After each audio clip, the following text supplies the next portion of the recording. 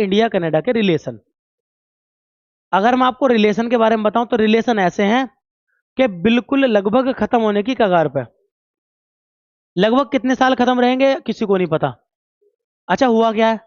हुआ इतना है कि कनाडा ने अपने सारे जितने भी इनके राजदूत थे वो वापस बुला लिए और इंडिया के राजदूतों को यहाँ वापस भेज दिया जो इंडिया ने ऑलरेडी बुला लिए थे। समझे ना?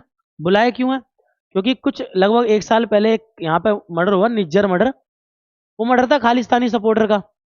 उसमें कनाडा ने आरोप लगाया कि ये जो मर्डर है इसमें भारत के जो राजदूत हैं वो शामिल हैं। ये बात आई। इस बात में ऐसा पंगा क्या चल रहा है? वो पंगा है इनके कनाडा में होने वाले पंगे। क्या चीज? इलेक्शन। ये भाई साहब है जस्टिन ट्रूडो, कनाडा में आ रहे हैं इलेक्शन।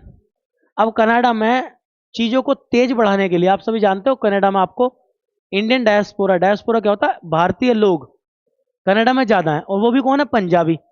और पंजाब में एक पंगा आप जानते हो सभी के, क्या है? खालिस्तान मूवमेंट। तो खालिस्तानी मूवमेंट ज्यादातर सपोर्ट कहां से होता है? कनाडा से। और अगर देखा जाए तो कनाडा की पॉलिटिक्स में भी पंजाबियों का बहुत बड़ा रोल है।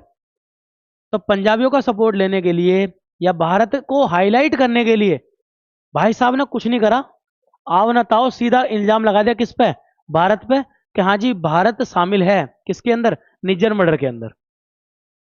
प्रेस वालों ने पूछा कि इसका कोई आपके पास प्रूफ है? तो बोलना क्या, ऐसा हो सकता है, मात्र ऐसा हो सकता है के ऊपर भारत के सारे राजदूत वापस आ गए। भारत ने कनाडा के राजदूत वापस भेज दिए। हाई कमिश्नर होते हैं कनाडा में, हमारे हाई कमिश्नर है, उच्चायुक्त, वो वापस हो गए और यहां से वापस चले गए। मात्र इतने पे। चलो इतने पे नहीं माने, बातें चल रही थी। बात आई सबसे बड़ी कब? कल। वो बात थी ये आपकी जो यहाँ पे रिलेशन इन दोनों के बिगड़ गए। बिगड़ने के बाद बात यहां जाके बिगड़ी इसके साथ। भारत को लगता था कि भारत ने ये चीज करी है, हमारे कनाडा के साथ रिलेशन अब खराब हो जाएंगे। तो हमारी निगाह थी किसके ऊपर? ब्रिटेन, यूएस के ऊपर और यूके के ऊपर, माने ब्रिटेन के ऊपर हमारी निगाह थी कि इनका क्या ऑर्डर, क्या आने वाला है। ऐसा क्यों है मैं समझाता हूं। जिस तरीके से 2024 में G7 की मीटिंग इटली में हुई थी ना, वैसे ही 2025 की G7 की मीटिंग होने वाली है कनाडा के अंदर। और भारत G7 का हिस्सा नहीं है, लेकिन G7 का हिस्सा ना होने के बावजूद भी भारत को चीफ गेस्ट या एकदम मोस्ट इंपोर्टेंट गेस्ट की तरह बुलाया जाता है। G7 के अंदर मेंबर नहीं है भारत, बुलाते हैं। ठीक है ना? क्योंकि इम्पैक्ट इतना ज्यादा है। बहुत बड़ी एक बड़ी डेमोक्रेसी के नाम पर पावर में आते हैं, इकोनॉमी के नाम से पावर में आते हैं, पॉलिटिक्स तो ऑब्वियसली है ही है, डिफेंस के मामले में हम टॉप कंट्रीज में आते हैं। तो इस मामले में देखा जाए तो भारत का होना जरूरी है। तो भारत को यह था कि अमेरिका इस बात में क्या बोलता है।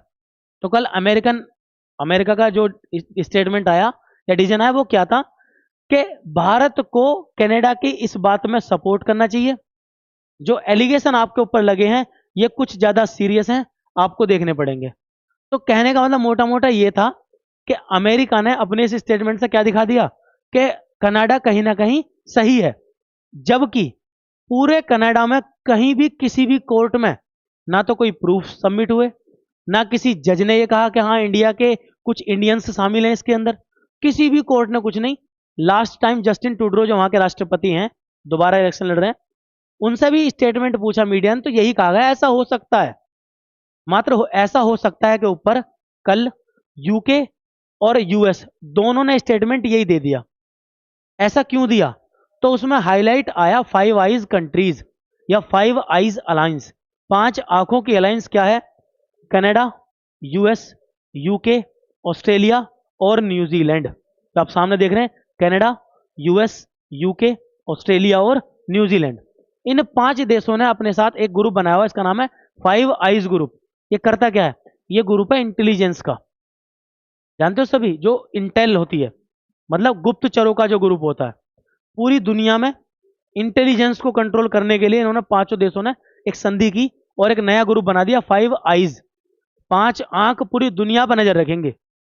तो कहीं ना कहीं इस रिश्ते को बचाने के लिए यूएस ने सपोर्ट कर दिया कनाडा को। अब खतरा आया किसका? G7 का। आज तक की अपडेट, यूएस और यूके सपोर्ट कर चुके कनाडा को इस केस के ऊपर। भारतीय हाई कमिश्नर वापस आ गए, कनाडा के हाई कमिश्नर यहां से वापस चले गए। रिलेशन ऑलमोस्ट खराब हो चुके। आगे क्या अपडेट होते हैं वो पता चलेगी, लेकिन फिलहाल जो अपडेट है वो इतनी है कि आगे अब होने वाले G7 में क्या होगा। तो हमारी तरफ से तो, और सबसे बड़ी बात जो देश के अंदर चल रही है वो है, जितनी भी हमारी पॉलिटिक्स पार्टियां जितनी भी हैं, देखो देश का अगर कोई मुद्दा है तो सारी पार्टियों को अपोज में होना चाहिए, सब अपोज करो सरकार का। लेकिन जब देश का मुद्दा किसी देश से लड़ाई में आ जाए तो वहां पार्टियों का एक होना बनता है, और ऐसा हुआ। सारी पार्टियां एक साथ आई, सबका कहना सिंपल के चार्ज या एलिगेशन बेकार लगाए गए।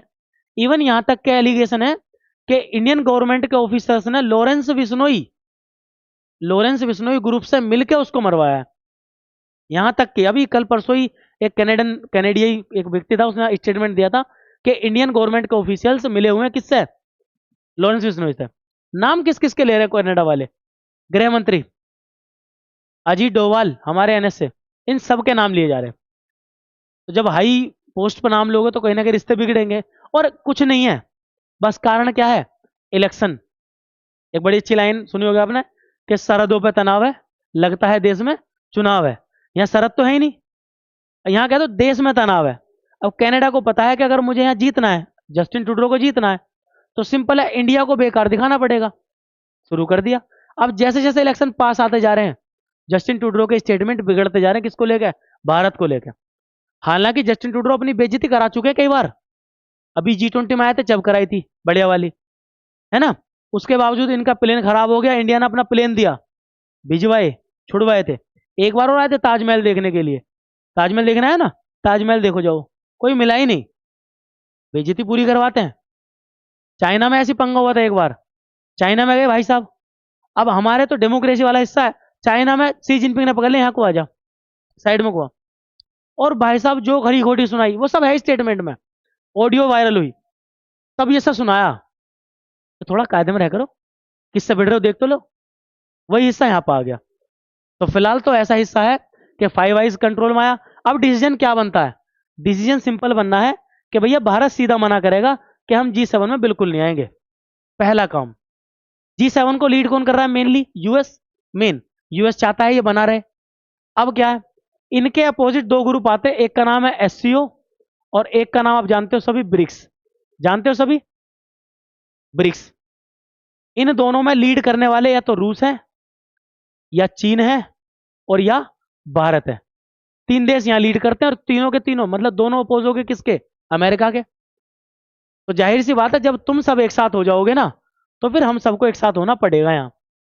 इसीलिए हमारे देश के कौन, हमारे विदेश मंत्री आज SCO की मीटिंग के लिए कहां पे हैं, पाकिस्तान के अंदर। क्योंकि इस बार SCO का मतलब है संघाई कोऑपरेशन ऑर्गेनाइजेशन, है ना, 10 देश है इसके अंदर। तो इस बार की मीटिंग कहां हुई है, पाकिस्तान में। हम चाहते तो ऑनलाइन कर सकते थे, मना कर सकते थे, लेकिन नहीं, इंटरेस्ट शो करने के लिए हमने अपने कौन, विदेश मंत्री भेजे कि हाँ जी हम इंटरेस्ट रखते हैं। सिंपल सी बात है, तुम एक तो हम एक, देखी जाएगी, लड़की किससे रहो वो देखो, हो गया। अब दूसरी बात करता हूं आपसे किसके बारे में, ब्रिक्स के बारे में। तो ब्रिक्स में हमारा रोल कैसे है, अभी जल्दी हुए ब्रिक्स के गेम, क्या हुए, गेम। और सबसे बड़ी बात, ब्रिक्स चलाने जा रहा है अपनी खुद की करेंसी, और जैसे ही ब्रिक्स की खुद की करेंसी चली, डॉलर लेटेगा। आजकल सबसे ऊपर कौन है, डॉलर, लेट जाएगा डॉलर। डॉलर की मार आएगी, क्यों आएगी, क्योंकि भाई हम अगर रूस से व्यापार करेंगे ना, तो रूस को हम देंगे अपना रुपया, रूस देगा अपना रूबल, रूस हमारा रुपया संभाल के रखेगा, हम उसका रूबल संभाल के रखेंगे। जब हम उससे तेल मंगाएंगे हम उसको रूबल वापस दे देंगे, और जो हमसे कुछ मांगेगा वो पैसे वापस कर देगा। बात समझ गए। जरूरी क्या है हमें मीडिएट हम करेंसी बनाने की, आप हमारा संभालो हम आपका संभालते हैं। अगर चाइना इसमें आ गया तो डॉलर पक्का लिपटेगा, और ये चल रहा है एंटी डॉलर जो पॉलिसी है चल रही है, इसे कहते हैं डी डॉलराइजेशन। दुनिया में जिस तरीके से डॉलर की पावर बढ़ी है, वैसे ही कम करनी है, क्या करके, ऑप्शन देके, ऑप्शन है ले लो। तो सिंपल सी बात है कि आज अगर देखा जाए तो ये चीजें हमें ज्यादा देखने को मिल रही है। G7 हो या और भी ग्रुप हो हमारे, नाटो, या जो भी अदर ग्रुप, जो जिन्हें लीड कौन कर रहा है, अमेरिका, वहां से हटना पीछे, क्योंकि सपोर्ट कर दिया भाई, अब तू सपोर्ट कर, कनाडा तुझे अच्छी चीज देगा, हम नहीं दे रहे भाई, सिंपल सी बात है। तो आज की अपडेट इतनी है कि कनाडा इंडिया के रिलेशन, कोई अपडेट आएगी मैं आपको आगे दूंगा कि क्या अपडेट है।